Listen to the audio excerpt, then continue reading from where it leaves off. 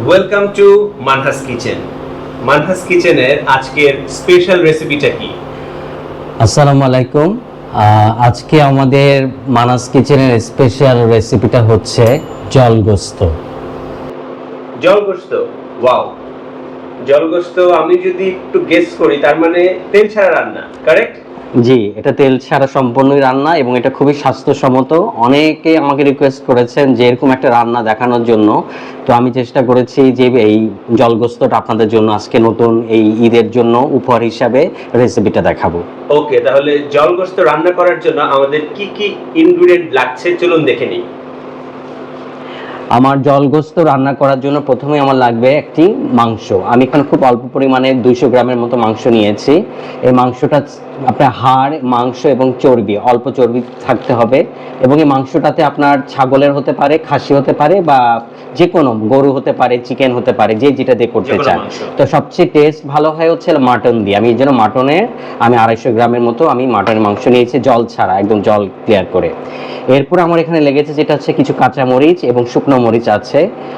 এরপরে আছে রসুন, আস্ত রসুন আছে, এবং এখানে দেখতে পাচ্ছেন অল্প পরিমাণে আমি লাল মরিচ নিয়েছি গুঁড়ো এবং হলুদ গুঁড়ো, আদা বাটা এবং অল্প পরিমাণে পেঁয়াজ বাটা। এখানে আছে আমার জিরের গুঁড়ো এবং আছে ধনিয়া গুঁড়ো, সব 1 চা চামচ করে পরিমাণ অনুযায়ী। এবং এখানে 2টো টমেটো কিউব করে কাটা এবং একটা লেবু আছে, হাফ লেবু, এটা আমি পরে ব্যবহার করব। আর গরম মশলা হিসেবে আমি আস্ত কিছু ব্যবহার করেছি, তেজপাতা, কিছু গোলমরিচ, দারচিনি, এলাচটাকে একটু চিড়ে নিয়েছি, এবং কিছু লং, 4-5টে লং, আর চিনি, এবং সামান্য একটু চিনি লাগবে স্বাদের জন্য, আর লবণ পরিমাণ মতো। আর এখানে মেন যে জিনিসটা হচ্ছে, যেখানে আস্ত পেঁয়াজটা লাগবে এভাবে গোটা গোটা কেটে আপনাকে এটা দেখাতে হবে। আর আমার লাগবে হচ্ছে 1 থেকে 1.5 কাপের মতো পানি, আর টক দই, ধনেপাতা। এই জিনিসগুলি হচ্ছে মেন ইনগ্রেডিয়েন্টস আমার জলগোস্তের জন্য। কি বল? তাহলে শুরু করা যাক আজকের রান্না। আমরা প্রথমে কি দিব? প্রথমেই আমরা যেই পাতিলটা আছে, এখানে আমি এটা অলরেডি গরম হিট হচ্ছে, আমি এখানে পানি দিয়ে দিব 1 কাপ পরিমাণ। পানিটা খুব ভালো করে ফুটতে হবে, না ফুটলে এটা মেন কাজটা শুরু করা যাবে না। সে পর্যন্ত আমরা 5 মিনিট অপেক্ষা করি জলটা গরম হওয়ার জন্য। আমি যেখানে 1.5 কাপ পানি দিয়েছিলাম গরম করার জন্য, দেখেন পানিটা পুরো ভালো করে ফুটে উঠেছে। এখন এই ফুটন্ত পানির ভিতরে আমাকে বাকি সব ইনগ্রেডিয়েন্টসগুলো একে একে আমাকে অ্যাড করতে হবে। প্রথমে আমি এখানে দিয়ে দিব যে গরম মশলা, আস্ত যে গরম মশলাগুলো আছে সেটা আমি দিয়ে দিব। এরপর আমি দিয়ে দিব যে আস্ত গোটা পেঁয়াজ, সেটা আমি এখানে দিয়ে দিব। এরপর আমি এখান থেকে মরিচ দেব, কাঁচা মরিচ এবং শুকনো মরিচ দেব। আমি আগে অল্প দিচ্ছি, প্রয়োজন হলে আমি পরে দেব, ঝাল বুঝে আর কি। গোটা রসুন যেটা আমি কেটে রেখেছি, গোটা রসুনটা আমি এখানে দিয়ে দিব। এখন আমার যে কাজটা করতে হবে সেটা হচ্ছে এটা একটু ফুটতে হবে। ফোটার জন্য আমি এটা 2 মিনিট একটু অপেক্ষা করার জন্য এটা একটু আমি ঢাকনা দিয়ে দিব। তো দেখুন আমার আমি যে গোটা যে মশলাগুলো দিয়েছি সেগুলো ফুটে গেছে এবং একটু নরম হয়ে গেছে। এই অবস্থায় আমি এখন বাকি যে পেস্টের মশলাগুলি আছে সেগুলি আমি দিয়ে দিব। এখানে আমি আদা বাটাটা দিয়ে দিচ্ছি, এখানে অল্প একটু পেঁয়াজ বাটা ছিল সেটা দিয়ে দিচ্ছি, এবং সেই সাথে যে গুঁড়া মশলা আছে ধনিয়া এবং জিরে গুঁড়ো, সেটা আমি পুরোটাই দিয়ে দিলাম। এখানে পরিমাণ 1/2 চা চামচ করে আছে। হলুদ এবং মরিচও 1/2 চা চামচ পরিমাণটা আছে। এখন আমি এটাকে ভালো করে নেড়ে দিচ্ছি। লবণটা এখানে একটা জিনিস খেয়াল রাখতে হবে, লবণটা আমি দেব পরিমাণে কম, কারণ লবণটা পরে আবার আমাকে দিতে হবে যখন ঝোলটা যখন টেনে যাবে। আমি এখানে লবণটা অল্প পরিমাণ আগে দিয়ে দিচ্ছি। বেশ সুন্দর একটা ঘ্রাণ বের হচ্ছে।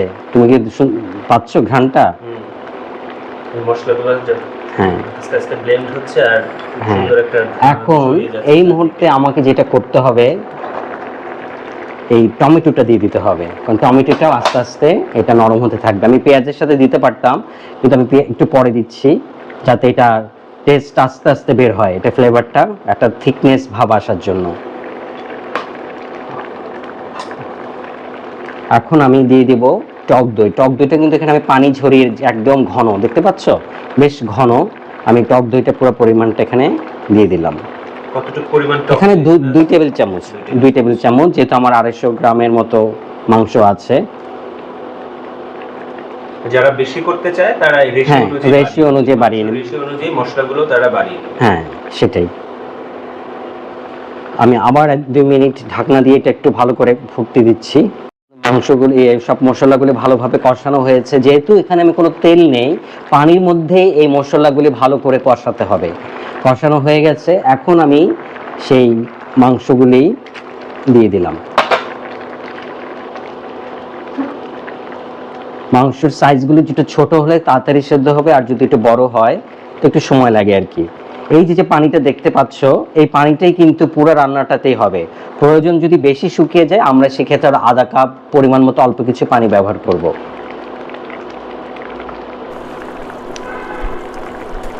এটা এখন নেড়ে দিলাম, কিছুক্ষণ পর পর এটা নেড়ে দিতে হবে, যেহেতু টক দই দেওয়া আছে, না লেগে যেতে পারে, এই কারণে আমরা এটা দিয়ে দিব। এখন আমি ঢাকনাটা আবার দিয়ে দিচ্ছি, এটা সেদ্ধ হওয়া পর্যন্ত। আমাদের রান্না প্রায় শেষের পর্যায়ে, এখন কি অবস্থায় আছে?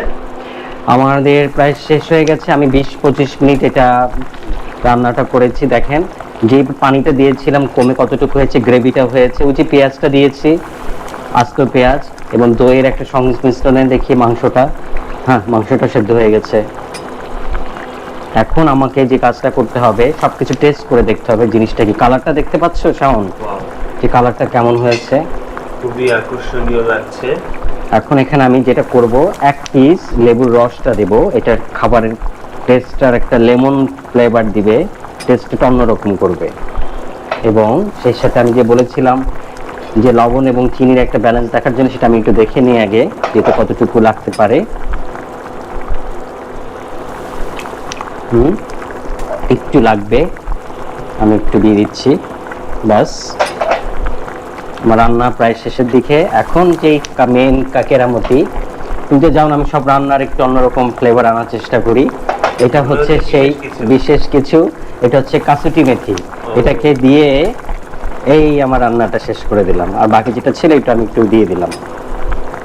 এখন একটা ঘ্রাণ বেরোবে। যা যা দেখালেন এটা তো মোটামুটি কমন, সবাই পারবে, কিন্তু এই কাসুটি মেথিটাই তেল ছাড়া জলগোস্তের মানুষ যদি তেলটি খেতে না পারে, মনে আফসোস থেকে যায়। একটু টেস্ট যদি ভালো করতে না পারি, তাহলে আর কি রইলো। সবশেষে ফিনিশিং টাচে ধনেপাতা চাইলে একটু, যার ইচ্ছা। যেটা আমি কাসুরি মেথি দিয়েছি, ওইটার ফ্লেভার এক হয়ে যায়। আমি এটা জাস্ট ডেকোরেশনের জন্য একটু দিলাম। এটা এখন আমি পরিবেশনের জন্য একটা সুন্দর প্লেটে এটা আমি পরিবেশন করব। আমার তো হয়ে গেল আমার সেই জলগোস্ত, যেটাকে আমি বলেছিলাম।